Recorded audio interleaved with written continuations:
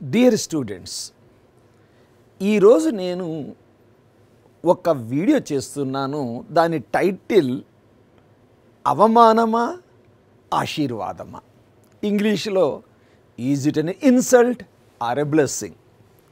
ఇది ఒక ప్రోగ్రామ్గా చేయదలుచుకున్నాను. అంటే కొన్ని ఎపిసోడ్స్ మాదిరిగా కొన్ని వీడియోస్ మాదిరి రిలీజ్ చేస్తాను.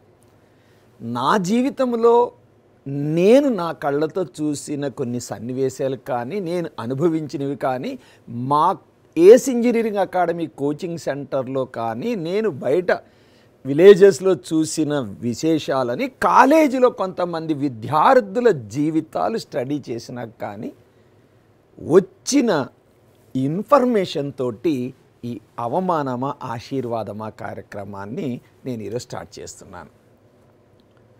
ఈ మధ్య ఒక మన కాలేజీ ఏస్ ఇంజనీరింగ్ కాలేజ్ స్టూడెంట్ని కలిశాను. అతను ఒక గ్రామీణ నేపథ్యం, విలేజ్ బ్యాక్గ్రౌండ్, నిజం చెప్పాలంటే నిరుపేద కుటుంబం. దురదృష్టవశాత్తు తనకి ఫీజు రియంబర్స్మెంటు రాలేదు. ఇంజనీరింగ్ కంప్లీట్ చేయాలి. అమ్మా నాన్న ఎంతో కష్టపడి ఏదో విధంగా ఫీజు తనకి అడ్జస్ట్ చేసేవాళ్ళు. తను ఫస్ట్ ఇయర్లో ఉండంగా వాళ్ళ అక్కయ్య పెళ్ళి కూడా వచ్చింది. సో ఎంత తక్కువలో తక్కువ వేసుకున్నా పెళ్లి ఖర్చులు కొంత ఉంటాయి. సో ఎంత ప్రయత్నం చేసినా కూడా ఆ పెళ్లి ఖర్చులు అడ్జస్ట్ కాలేదు. కాకపోతే ఏం జరిగిందో తెలుసా? ఆ అబ్బాయి వాళ్ళ అమ్మ తన మంగళసూత్రం, బంగారు మంగళసూత్రం అంటే పుస్తెల తాడు అనుకోండి, బంగారు పుస్తెల తాడుని తీసి పసుపు తాడు కట్టుకొని ఆ వచ్చిన డబ్బులతోటి తన కూతురు పెళ్లి చేసింది. ఈ బాబు ఫస్ట్ ఇయర్ బీటెక్ చదువుతున్నాడు. ఆ సన్నివేశం తన కళ్ళ ముందు కనపడుతూ ఉన్నది. సో హైదరాబాద్ వచ్చాక క్యాటరింగ్ పనులు చేసేవాళ్ళు. చాలా చోట్ల క్యాటరింగ్ దగ్గర మీరు చూడండి, అబ్బాయిలు అమ్మాయిలు యంగ్స్టర్స్ ఉంటారు.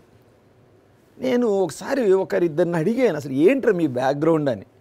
వాళ్ళలో కొంతమంది మేము ఇంజనీరింగ్ చదువుతున్నాం సార్, కొందరు మెడిసిన్ చదువుతున్నాం సార్, నేను డిగ్రీ చేస్తున్నాను సార్ అని చెప్తున్నారు. నిజంగా వాళ్ళని చూస్తే నాకు చాలా సంతోషం అవుతుంది. ఎందుకు అంటే బీదరికాన్ని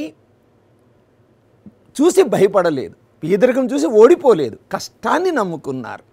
సో అలాంటి వాటిల్లో ఈ అబ్బాయి శనివారం, ఆదివారం అప్పుడప్పుడు క్యాటరింగ్ జనరల్గా నైట్ టైం చేయాల్సి వస్తుంది. సో క్యాటరింగ్ బాయ్గా పనిచేసి కొంత డబ్బు సంపాదించాడు. అదేవిధంగా కొందరికి హోమ్ ట్యూషన్ చెప్పి 20,000 రూపాయలని తను 1 ఇయర్లో సంపాదించాడు. సో ఆ 20,000 రూపాయలని తను రొటేషన్ చేశాడంట. చిత్రం చూడండి, తన వయసు ఎంత, హార్డ్లీ బీటెక్ ఫస్ట్ ఇయర్ అంటే మా అంటే 18 ఏళ్ళు 19 ఏళ్ళు. అమౌంట్ని రొటేట్ చేశాడంట. అంటే ఎలా? ఇంట్రెస్ట్కి రొటేట్ చేశాడంట. ఇమాజిన్ చేయలేం కదా, ఎవరో తెలిసిన వాళ్ళకి వీళ్ళకి చేసి తను ఫైనల్ ఇయర్కి వచ్చేలేకి, అంటే క్యాటరింగ్ పని చేస్తున్నాడు, హోమ్ ట్యూషన్ చెప్తున్నాడు, మళ్ళీ బీటెక్ కూడా చక్కగా చదువుకుంటూ థర్డ్ ఇయర్ ఎగ్జామ్స్ అయిపోయి సమ్మర్ వెకేషన్ వచ్చేలేకే తన దగ్గర 1,00,000 రూపాయలు పోగు చేశాడు.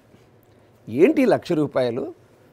అక్క పెళ్ళి కోసం అమ్మ బంగారు పుస్తెల తాడుని కుదువ పెట్టి పసుపు తాడు కట్టుకుంది కదా, అమ్మకేమీ చెప్పలేదు. ఆ డబ్బులు తీసుకుపోయి ఎక్కడైతే ఈ బంగారు పుస్తెల తాడును కుదువ పెట్టారో అక్కడ కుదువ డబ్బులు కట్టేసి పుస్తెల తాడు వాపస్ తీసుకొని అమ్మకి నాన్నకి ఒక పెళ్లి రోజున గిఫ్ట్గా ఇచ్చాడు. తను చెప్తాడు అమ్మ ఎలా ఫీల్ అయ్యింది అని. అమ్మ కళ్ళలో ఆనందాన్ని, కన్నీటి బాష్పాలు, అంటే అంత అమ్మ యొక్క ఆనందాన్ని నేను వర్ణించలేను సార్. మా అమ్మ కళ్ళనీళ్ళు పెట్టుకుంది, నన్ను ఒక్కసారిగా దగ్గరికి తీసుకుంది అని. తను ఏమంటాడంటే, నేను భవిష్యత్తులో పెద్ద పెద్ద ఉద్యోగాలు చేయొచ్చు, కోటీశ్వరుని అవ్వచ్చు, 100,000 కోట్లు సంపాదించవచ్చు, కానీ నా అత్యున్నత సంపాదన ఏంటో తెలుసా సార్? నేను 3 సంవత్సరాలు కష్టపడి 1,00,000 రూపాయలు పోగు చేసి మా అమ్మ పుస్తెల తాడు కుదువని తీసేశాను చూసా, అది నా గ్రేటెస్ట్ అచీవ్మెంట్ అన్నాడు. తన అక్క పెళ్ళప్పుడు వాస్తవానికి వాళ్ళకెవరు డబ్బులు ఇవ్వకపోతే కొంత అవమానంగా ఫీల్ అయ్యారు వాళ్ళు. సో 10 మందితో మాటలు ఎందుకు అనిపించుకోవాలి అని ఆ తల్లి మంగళసూత్రాన్ని కుదువపెట్టింది. ఈ అబ్బాయి తన కళ్ళతో చూశాడు, అవమానం ఫీల్ అయ్యాడు.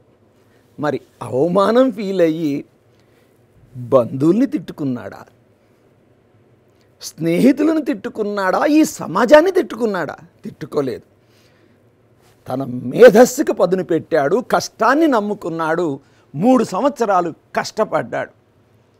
అంటే అవమానాన్ని ఆశీర్వాదంగా స్వీకరించాడు. చిత్రం తెలుసా, అతనికి అద్భుతమైన క్యాంపస్ ప్లేస్మెంట్ కూడా వచ్చింది. సో అతనితో మాట్లాడుతుంటే ఈ సంఘటన చెప్పాడు. సో మై డియర్ స్టూడెంట్స్, నేను ఎందుకు చెప్తున్నానంటే, ఎంతోమంది విద్యార్థులు గ్రామీణ నేపథ్యం అని హైదరాబాద్ వస్తారు.